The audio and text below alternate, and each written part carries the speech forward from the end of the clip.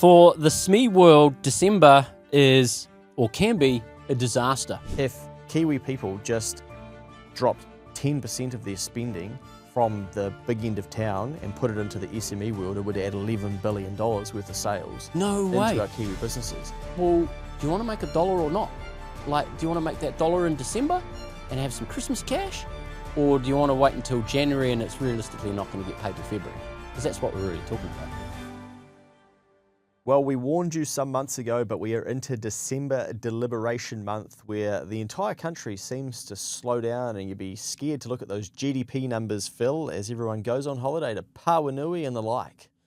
Yes, and people are listening because the amount of chat that comes back about your trips to Pawanui these days is phenomenal. And I don't know the last time you mentioned to me when you went to Pawanui, because it's normally the opposite direction up to Omaha. Omaha. Where you've got your what is it, the bolt hole or whatever the people call it, the batch. I wouldn't even know where Pawanui is or how to get there, to be honest. I have seen photos. It does look luxurious. It is luxurious. Haven't been there for a while. How you would get there wouldn't be like the average person. It'd be a helicopter. Okay.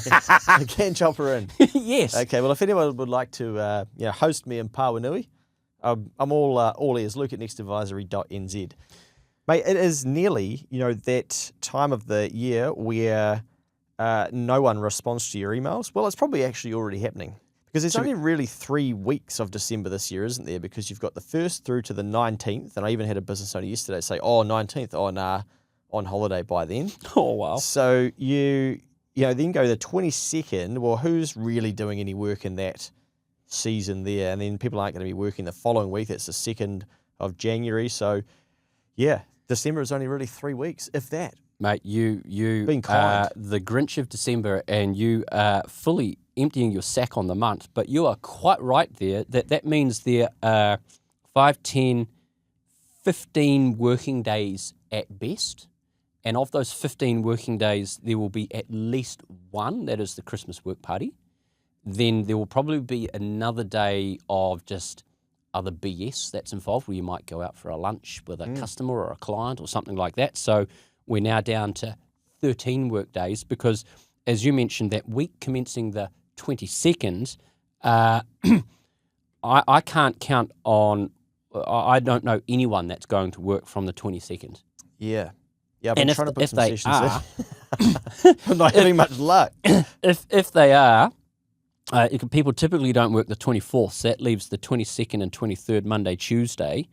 I don't imagine if people are going to work those days that the GDP needle of the country will be moving.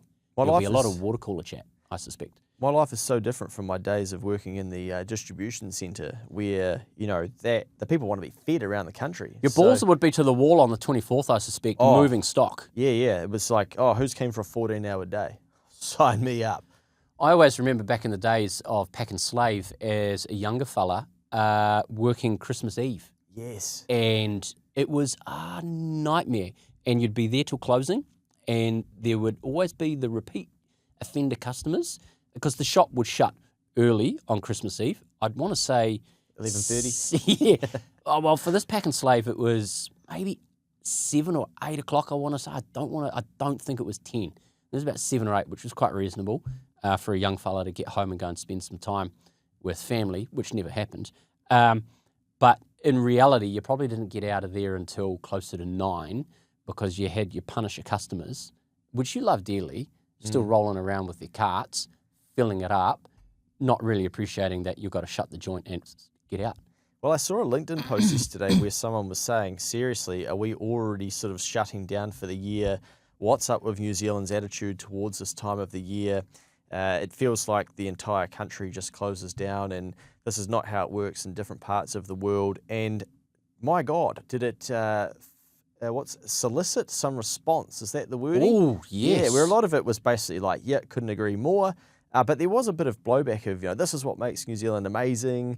I tried to sort of get a gauge of what they may do for their the demographic wages. Or Yeah. Sorry, their income. You're right. Yeah. Or how much tax they pay. Yeah, well, And I think, like, I can see both sides of it. Where I think people do like the fact that, admittedly, we like it that, we get a lot less inquiry from clients and stuff. So we actually do get a chance to switch off because it can be very full on. And I think people do like that. But it just seems to be creeping earlier and earlier. And then I was speaking to another business owner who is just infuriated with their inability to get a response from people that they're organising events with and different projects and work together in the new year, and they just can't hear from them. They're thinking, this is next year. Like, we still need to lock this in and understand what's happening. Yeah. But I just can't get a hold of you. But you can sure as hell bet that come 20th of January, it'll be like, oh hey, this is coming up real quickly. It's urgent now. Yeah, I've got KPIs to meet. Yeah, it's on the 2nd of February. Hey, like, can we get on the phones? And it's like, that could all be solved already, as I think what their frustration is of just, why do these people all go to ground? But and there's the key thing that I wrote down that you're alluding to is around decision making. None happens in December, and I think to help with decision making in December, set some expectations. Like when you're talking with or emailing with prospective clients, of just going, hey, look, we're doing this. When can I expect to get a reply? Or if you want this done, you need to come back to me by date and put it and make it December. Because then they know that if they want something for them done, they've got to come back and keep the wheels turning by a date. And I think that's one thing that probably New Zealanders with their probably more relaxed way of doing things are probably like, oh, no, I don't want to put any pressure on somebody. Yeah. But it's just like, well, do you want to make $1 or not? Like, do you want to make that $1 in December and have some Christmas cash? Or do you want to wait until January and it's realistically not going to get paid till February? Because that's what we're really talking about. Are you thinking about buying a business or maybe getting yours valued? At Next Advisory, we help you figure out what a business is really worth and guide you through a business purchase with confidence. Before you buy, visit nextadvisory.nz and book a time to have a chat with me. What's noticeable for us is obviously we do a lot of work around business planning and where people want to go and maybe even changing accountants. Guess the lowest month in which people have signed up to do some form of business planning for their business. Of all the months of the year, what do you think the slowest month is? What would be the slowest month? It wouldn't be January because that's when everyone comes back absolutely fired up with their dreams. Yeah. I'd say like mid-year, August, July, August, somewhere around there. November. So I went back 2024, same again. No way. 2023, same again. Wow. Every year in November, because I think by November people are like, I'll wait till next year. But then there's a flurry in December, like a little bit, and it's normally slower. So October, November, December is traditionally slower, but more so November, December. And then there is the rush in January of, right, I need to do something about this. But in November, I think people are like, I'll do something about it in January. But December, I'm noticing this year a little bit of, I need to lock this in for next year. I don't want to do it now. People are thinking ahead. Yeah. My word. So that's interesting. But there must be something about November where people start to go, it's nearly December, I'm kind of foot off the gas a little bit. I've got a theory, and we haven't spoken about it because it's only really just come to me as we're talking about this, where I'm starting to put some pieces of the puzzle together. I think it's late November and it's Black Friday and Cyber Monday are to blame, where at the household level, people are starting to go, right, this is my retail peak season where I need to start and get ready for the holidays. And I did see the headline or something that the data for Black Friday or whatever it was down. Yeah. But the old traffic in the malls would suggest it was up. It was an absolute clusterfuck out there. Didn't go in, but was certainly caught up in some of the traffic. It certainly wasn't normal Auckland traffic, which is shit to begin with. And I thought, gee, I wonder if that's just the psychological kickstart for people in their mentality to go, right, this is now the lead up for the summer period. And then, it's now the beginning of December. Up goes the Christmas tree. Now we're doing some Christmas truck. Now we're getting ready for summer. So it's then psychologically we're into this, we can kind of cruise mode now. And then that seeps into how we perform at work. Yeah, it wouldn't surprise me. And I think there's a lot of fatigue of the sales season. So, Black Friday has gone from Black Friday to now, 10 days of deals, or as we talked about, seeing the marketing for it when the All Blacks were playing Ireland, was it? In Chicago, wasn't it? Yeah, like early November. And, you're already seeing marketing for it. And I think, it'd be interesting that Black Friday sales, it's down on last year, but what about as a week or the period? Because it doesn't seem like it's a day anymore. There's kind of, you've got until, the 28th of November 2029 to take advantage of our bloody current Black Friday deal. And like, okay, well, there's no urgency or pressure to spend on that day because there's multiple days of it. Yeah, and the old retailers with their tactics of going, but there's going to be a special on this particular day only. Or I did see Noel Leeming, a different deal every single day. Oh, yeah. And they weren't going to say what it was, just on the day, this is our deal, and it was just going to be mega crazy. This is what it is. And I thought, that's kind of smart because it keeps people guessing to then go, oh, yeah, I'll go and get that because it is mega cheap. And then I'll go back the next day, because I've got that. And then the day after. It's just crazy what they'll do to try and get $1. But fascinating how it could be perceived to impact the psychology of people in their decision-making and performance as we head into December, and therefore what gets done, or in this case not done, in December. One thing that I spotted that I found was interesting, because I couldn't tell you the last time I went to Kmart, but they do $1 billion worth of sales. I think it's the first time they've done $1 billion. And then the warehouse dwarfs them, $1.8 billion. Wow. Now, Kmart didn't control their GP, so their gross margin. Neglect. They couldn't get on top of overheads and operating costs and wages going up as well, so their net profit ended up getting that's squeezed. Just Kmart New Zealand. Yeah. And then the profit for Kmart goes back over to Australia. Great. Yeah, much like our Australian-owned banks. Yeah. Hey, guys. And the warehouse, they couldn't even turn a profit after $1.8 billion worth of sales. But then you think, okay, then you got Bunnings, you got Mitre 10 Mega, you got JB Hi-Fi, you got Noel Leeming, you got, there are so many of these big beasts. And I saw Xero have put out an article, and I think we should dissect this and do a podcast on it. But if Kiwi people just dropped 10% of their spending from the big end of town and put it into the SME world, it would add $11 billion worth of sales into our Kiwi businesses. But what cracks me up is these are the same people, that complained about how much the corporates make. And then if you saw their bank statement, it would be riddled with, Mecca, JB Hi-Fi, the warehouse, Kmart, and then go it's really bad, what's happening to the environment. Meanwhile, if you then did a live stream around their house looking at all the shit that they'd brought from these places as well, you'd be like, what the hell?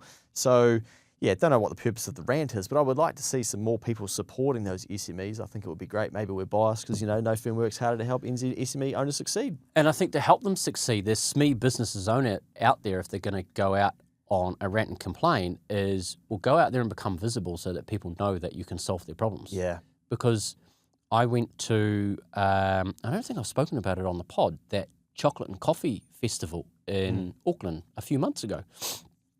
And I found out the best thing to come out of Wellington is chocolate. I was blown away. And I bought some chocolate. And I was just like, how come I don't, I love, as you know, have a sweet tooth. Love my chocolate. Always rave on about the old Witikias. But there's these other brands out there that fly below the radar. And I'm like, I've never seen this stuff before. Where are you? Get in front of my face. Because if Whittaker's advertising is getting in front of me on social media, why isn't yours? Because the algorithm works on what are my interests. And the algorithm knows I've got a sweet tooth. Because every time Whittaker's announce a new chocolate or they've got some type of thing, it's in my fucking feed. And I'm clicking on that, and then I'm letting Grace know, add this to the trolley. Add this to the shopping trolley. Please. But the theory remains the same for other SME business owners. If you're whinging about the corporates and they're collecting $1.8 billion in sales, it's because they're going out there and letting know the market that they can solve a problem. And I think that's where it comes back to that earlier pod that we did around pipeline, is you got to be prepared to let people know that you can solve their problems and fill your pipeline. Yeah. Yeah, we asked the client recently, if more people knew you existed in New Zealand, would you make more money? And they were like, yes. I think they thought it was a trick question. They're like, surely everybody says yes to that. But it's as simple as it is. I think so many business owners think that everybody knows that they're there. We were talking ourselves today about how people are asking, what do you guys do? And, you think for all of the content and all the ads and the things that we do, people just still are focused on their thing and may not even know you exist. I reckon if we put a poll up now, I don't know whether it's possible, and people said, what do you do? And we had like 4 options, business advisors, accountants, clowns, or other. Clowns would probably rate number 1. Well, someone even messaged me yesterday. They were editing a podcast on behalf of people who talked about me, and they were like, oh, just I thought I'd check with you. They've said you're a financial advisor. I thought I've heard you say that you're not a financial advisor. And I'm like, yeah, I'm not technically a financial advisor, but in their eyes, that's what you are. Yeah. Yeah, So right. like, oh, do you want me to edit that out? I was like, yeah, probably should. Yeah. So I think we all overplay our importance. Knock. It's the FMA. Yeah. Now, we all overplay our importance and think Yeah. that people know our business exists, but this is why those big corporates and those big businesses are just relentlessly putting themselves in front of us. But for the SME world, December is or can be a disaster. And to help not make it a disaster, I think the focus needs to be on managing the old famous cash flow. It's probably a little bit late now to be talking about accounts receivable, because really, if Jenny is still on your ledger and she hasn't paid you from last month, the chances of her paying you in December pretty low. January, she's still going to be down at Pāwanui, sipping on her Chardonnay, so it's probably going to be February.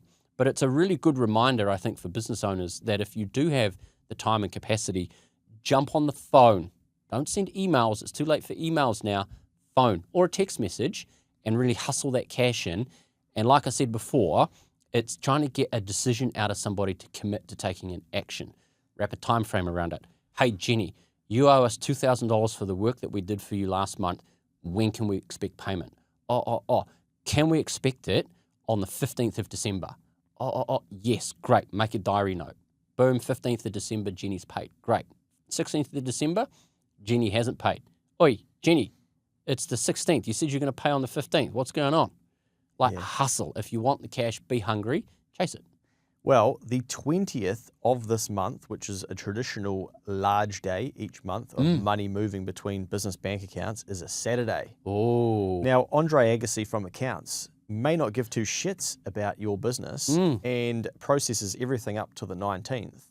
And tough shit, because Andre is off on holiday from the 20th and isn't going to be back in there on the 22nd and may well go, oh, well, sorry, that's just going to get caught in the next 20th because we just processed invoices up to the 19th. Now, that would be very shit and unfair. And I would imagine most business owners would be thinking, okay, we're probably going to have to get our 20ths in and pay them on the 19th. But it would not surprise me if some people go, oh, sorry, the 20th was a Saturday. We're in the Christmas shutdown now. Nah, sorry, we'll have to wait until February. He has just served up Yes. a cash flow conundrum for your SME business. And you don't want that. No. Gee, I thought I did quite well with that You one. did, mate. You aced it. Yeah. Hey, touche. We're on fire.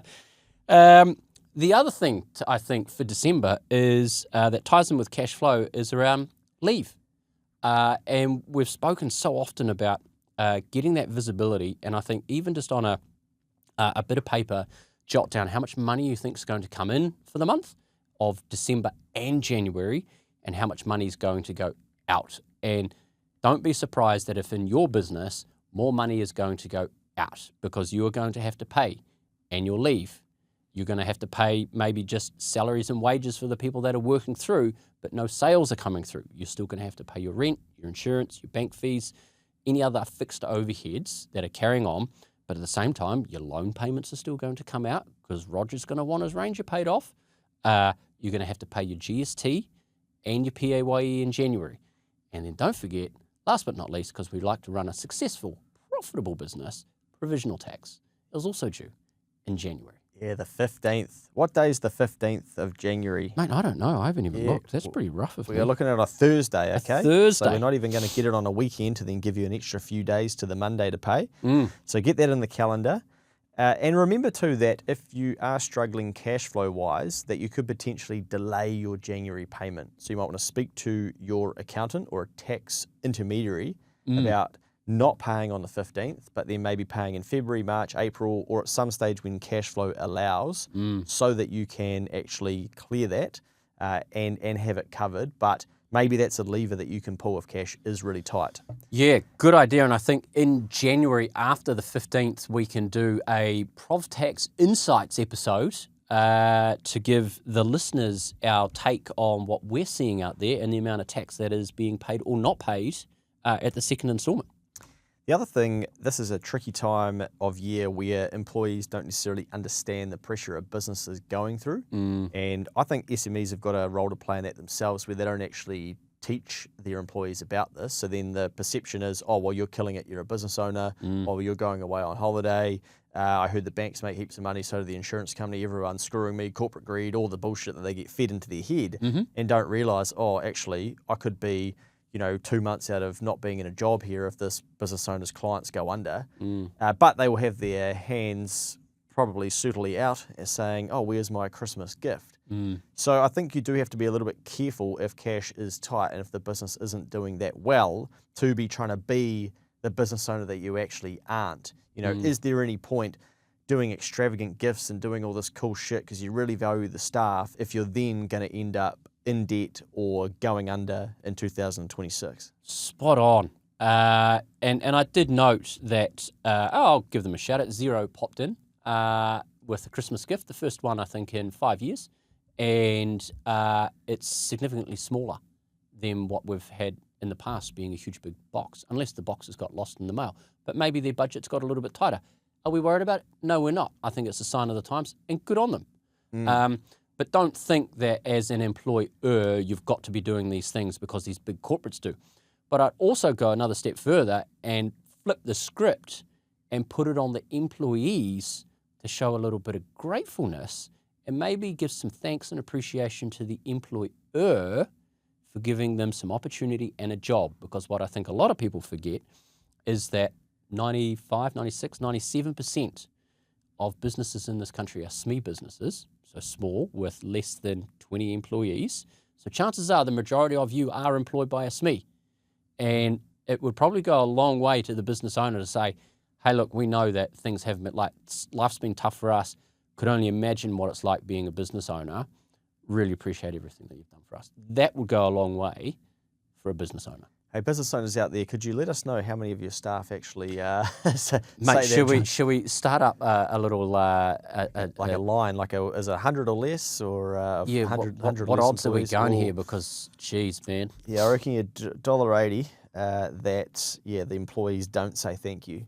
Yeah, $1.80. That's probably good odds. Good. Yeah, actually. Yeah, I That's probably was too much. probably Like thinking $1.20. Yeah. Oh, I'm thinking real long odds of something like that happening. Yeah, because there's almost this, and I've had clients contact me in the past around, oh, hey, we're doing this, and last year we did that, and it's just like, whoa, pump the brakes. Like, why? Where's it coming from that you feel that you need to do this?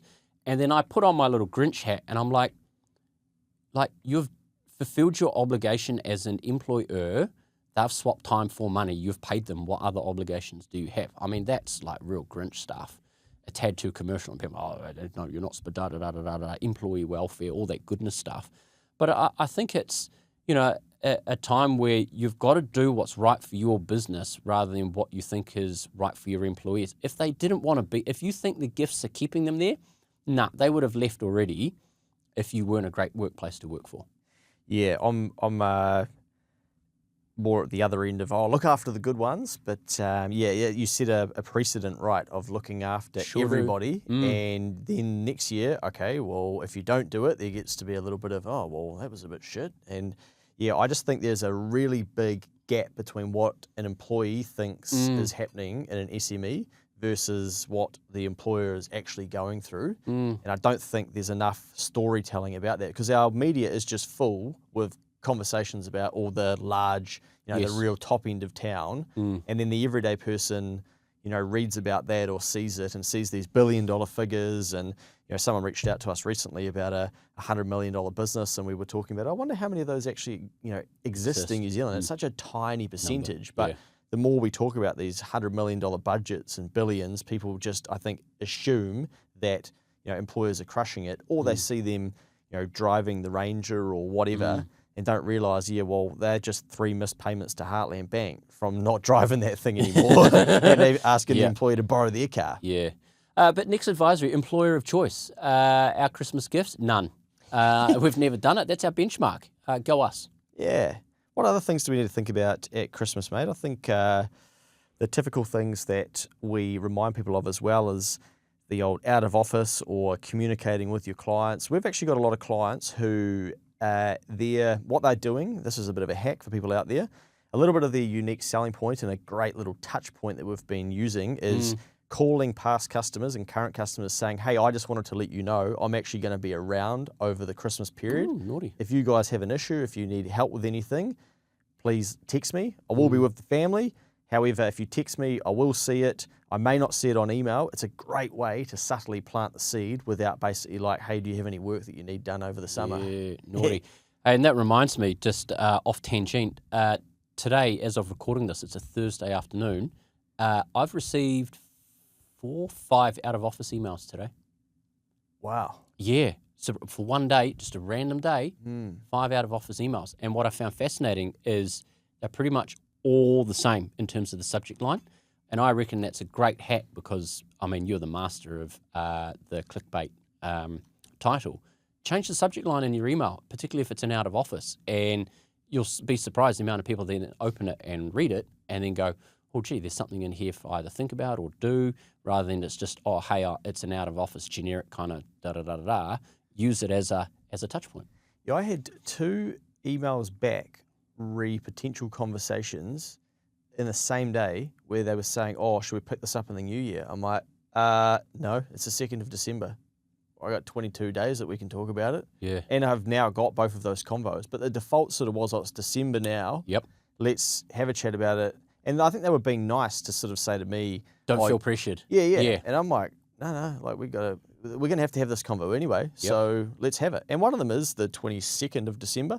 So, you know, a lot of people will probably be at Pawanui by then. Spot on. I got 2 convos on the go at the moment with people that are looking to buy businesses. One of them came back to me today and have already got some information. And they're like, oh, we're waiting for this and waiting for that. And they're like, look, realistically, this is going to happen in the new year. And I'm like, yep, knowing how the person on the other side, they're going to go into like, oh, it's Christmas, there's no urgency. And it's just like, yep, as much as they're wanting to get done and we're obviously want to go, like, go, it's going to be something that's going to fall into January.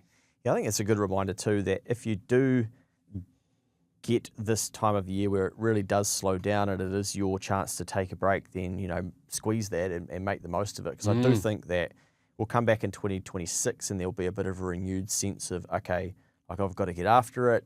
I think that'll slow down again as soon as we start getting closer to electioneering, campaigning, and it'll be I just got to sit on my hands and I'll wait and see till after. I guarantee we'll have to do a podcast about that. Can't wait. Yeah, about like July, wait. September. We'll just be like, man, you know, that data from before about the Novembers will probably turn into the October because I think the election might be in October. Yeah.